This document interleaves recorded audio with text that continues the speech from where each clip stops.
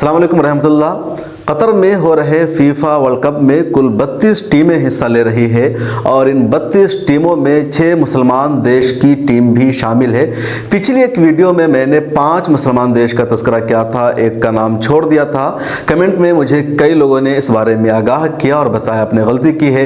बेहद शुक्रिया आपका कि आपने हमें आगाह किया और इसी तरह आइंदा भी कमेंट करके इस्लाह करते रहिएगा। एक मरतबा फिर आप तमाम नाजरीन का, व्यूवर्स का दिल के गहराइयों से शुक्रिया।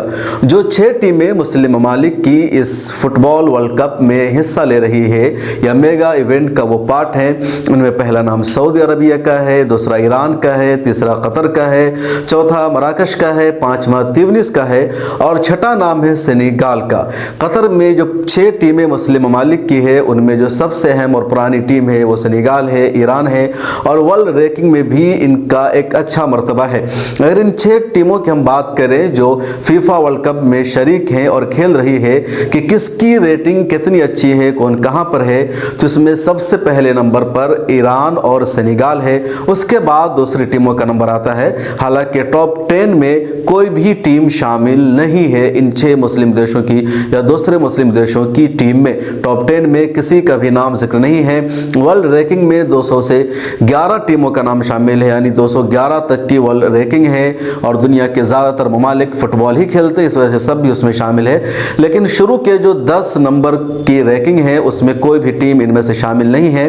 18वें नंबर पर सेनेगाल है और 20वें नंबर पर ईरान है। तो टॉप 20 में 2 मुसलमान देश की टीम शामिल है। उसके बाद 22वें नंबर पर मोरक्को का नाम आता है, 30वें नंबर पर त्यूनिस है, सऊदी अरबिया 91वें नंबर पर है रेटिंग में और कतर 50वें नंबर पर है। तो कतर और जो सऊदी अरब का नंबर है बहुत बाद में है, लेकिन ये भी क्वालिफाई करके फीफा वर्ल्ड कप खेल रहे हैं, जिनकी अपनी कामयाबी है और इसी वजह से चर्चा है सऊदी अरब की जीत का कि सऊदी अरब जो वर्ल्ड रैंकिंग में 91वें नंबर पर है, कतर के बाद भी उसका नंबर आ रहा है। इस छोटी टीम ने, नई टीम ने अर्जेंटाइन जैसी टीम को शिकस्त से 2-4 कर दिया।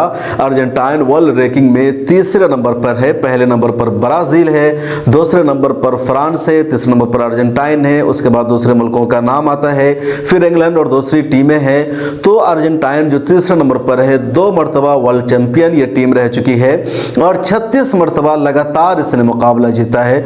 कोई टीम उसको हरा नहीं सकी, उसको सऊदी अरब ने हरा दिया, इसलिए इसको अमेजिंग कहा गया। दुनिया भर में चर्चा हुआ, लोगों ने मुबारकबाद दी।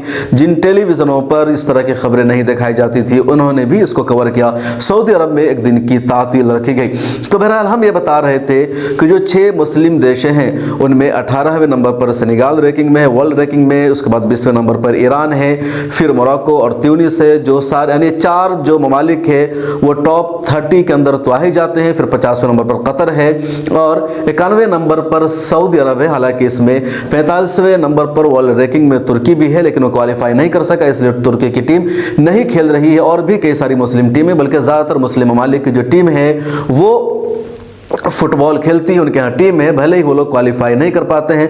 और अभी तक किसी मुस्लिम देश की टीम ने फुटबॉल का आलमी खिताब भी अपने नाम हासिल नहीं किया है, लेकिन दिलचस्पी उन लोगों की बरकरार है। अगर इसको आप दूसरे जाविया से देखें कि जो टीमें क्रिकेट में हावी है वो इसमें कहाँ है, यानी जो टीमें क्रिकेट की बादशाह कहलाती है, जिन टीमों को क्रिकेट में बहुत ज़्यादा मकाम हासिल है, क्या वो फुटबॉल में भी है? तो जवाब नहीं में मिलेगा, बल्कि सिर्फ एक टीम इसमें शामिल है। ऑस्ट्रेलिया को क्रिकेट का बादशाह कहा जाता है, हिंदुस्तान को क्रिकेट का बादशाह कहा जाता है, पाकिस्तान का भी नाम है, वेस्ट इंडीज और न्यूजीलैंड का भी बहुत अहम नाम है, लेकिन इनमें से कोई भी टीम फुटबॉल में क्वालिफाई करने वाली या अच्छी रैंकिंग वाली टीम नहीं है।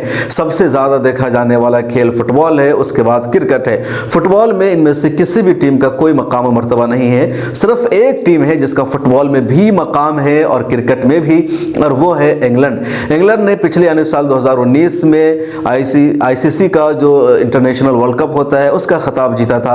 अभी हाल ही में उसने पाकिस्तान को शिकस्त दे करके T20 का खिताब भी अपने नाम किया है, चैंपियन वो टीम बनी है।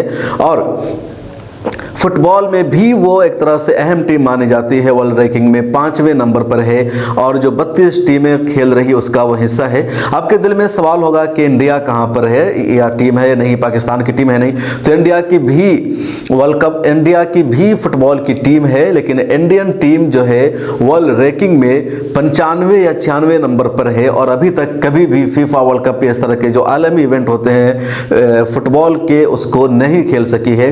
पाकिस्तान का नंबर तो और ज़्यादा, पाकिस्तान 146वें नंबर पर है और इस तरह उसका सबसे ख़राब नंबर है। तो इन ममालिक को जो टीम है वो नहीं है, बल्कि क्रिकेट की दुनिया अलग है, फुटबॉल वालों की दुनिया अलग है। सिर्फ एक दो टीम है जो दोनों जगह मैच खा जाती है।